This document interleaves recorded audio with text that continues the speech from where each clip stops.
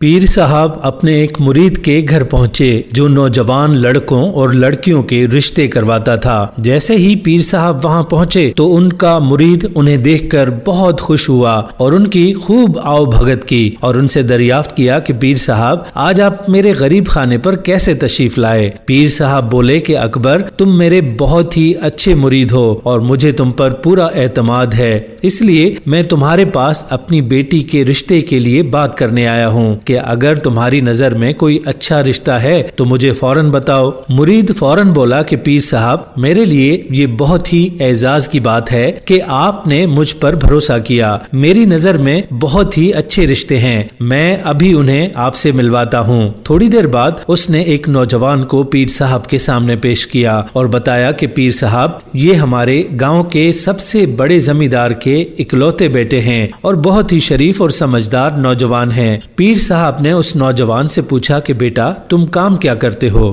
نوجوان نے بتایا کہ میرے والد صاحب کی 40 مربع زمین ہے اور اسی زمین کی دیکھ بھال کرتا ہوں۔ تب وہ نوجوان پیر صاحب سے پوچھنے لگا کہ پیر صاحب آپ کی بیٹی کیا کرتی ہے؟ پیر صاحب بولے کہ میری بیٹی میرے 90 مربع کی اکلوتی وارث ہے، لیکن اس کے بارے میں چند اور باتیں ہیں جو میں آپ کو بتانا چاہتا ہوں کہ میری بیٹی نہ تو دیکھ سکتی ہے، نہ بول سکتی ہے اور نہ ہی سن سکتی ہے۔ یہ سنتے ہی وہ نوجوان پیر صاحب کے مرید پر برہم ہونے لگا۔ کیا اسی رشتے کے لیے تم نے مجھے یہاں بلایا ہے؟ اچھا مذاق کیا تم نے میرے ساتھ، یہ رشتہ مجھے ہرگز منظور نہیں۔ یہ کہتے ہوئے وہ نوجوان وہاں سے چلا گیا۔ مرید بھی دل ہی دل میں سوچنے لگا کہ بڑا ہی عجیب مسئلہ ہے پیر صاحب کی بیٹی کے ساتھ، اس کا رشتہ کروانا تو بہت ہی مشکل ہے۔ مگر جیسے ہی اس نے پیر صاحب کے چہرے پہ مایوسی دیکھی تو فوراً بولا کہ پیر صاحب اب پریشان نہ ہو، میری نظر میں ایک اور بہت ہی اچھا رشتہ موجود ہے۔ تھوڑی دیر بعد اس نے ایک اور نوجوان کو پیر صاحب کے سامنے پیش کیا اور پیر صاحب سے اس کا تعارف کرواتے ہوئے بولا کہ پیر صاحب یہ نہایت ہی قابل اور پڑھا لکھا نوجوان ہے۔ پیر صاحب خود اس لڑکے سے مخاطب ہوئے کہ بیٹا تم کام کیا کرتے ہو؟ تو نوجوان نے جواب دیا کہ وہ ابھی امریکہ سے اپنی تعلیم مکمل کر کے آیا ہے، اور پھر پیر صاحب سے ان کی بیٹی کے بارے میں دریافت کرنے لگا تو پیر صاحب نے اسے بتایا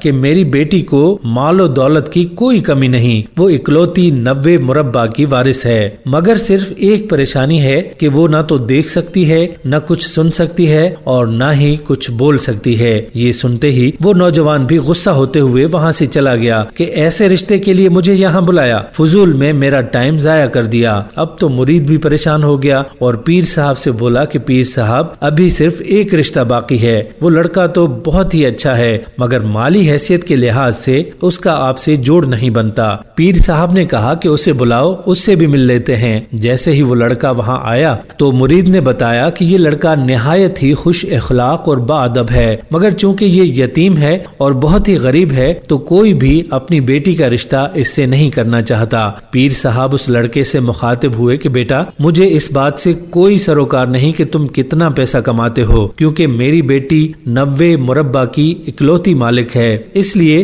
اسے کسی چیز کی کمی نہیں ہوگی۔ میں صرف یہ جاننا چاہتا ہوں کہ کیا تم یہ جانتے ہوئے بھی میری بیٹی کو قبول کرنے کو تیار ہو کہ وہ نہ تو کچھ بول سکتی ہے، نہ سن سکتی ہے اور نہ ہی دیکھ سکتی ہے؟ نوجوان یہ سن کر دل ہی دل میں سوچنے لگا اور اللہ سے دعا کرنے لگا، یا اللہ میں اس رشتے کے لیے ہاں کر رہا ہوں، تم میرے حق میں بہتر فیصلہ کرنا۔ لڑکے نے جواب دیا کہ جی پیر صاحب مجھے یہ رشتہ قبول ہے۔ وہ سب بہت خوش ہوئے اور ایک دوسرے کو مبارک دینے لگے۔ کچھ دنوں بعد اس لڑکے کی پیر صاحب کی بیٹی سے شادی کر دی گئی۔ شادی والی رات جب وہ لڑکا اپنی دلہن کے کمرے میں گیا اور نہایت ہی مایوسی کے عالم میں اپنی دلہن کے ساتھ جا کر بیٹھا اور سوچنے لگا کہ اب اس سے میں کیا گفتگو کروں، کیونکہ یہ نہ تو کچھ سن سکتی ہے اور نہ ہی بول سکتی ہے۔ تبھی وہ یہ سن کر حیران رہ گیا جب اس کی دلہن اچانک سے بولی کہ آپ چپ کیوں ہیں، کچھ بول نہیں رہے؟ نوجوان نہایت حیرت کے ساتھ بعد उसे पूछने लगा कि आप बोल सकती हैं, मगर आपके वालिद साहब ने तो बताया था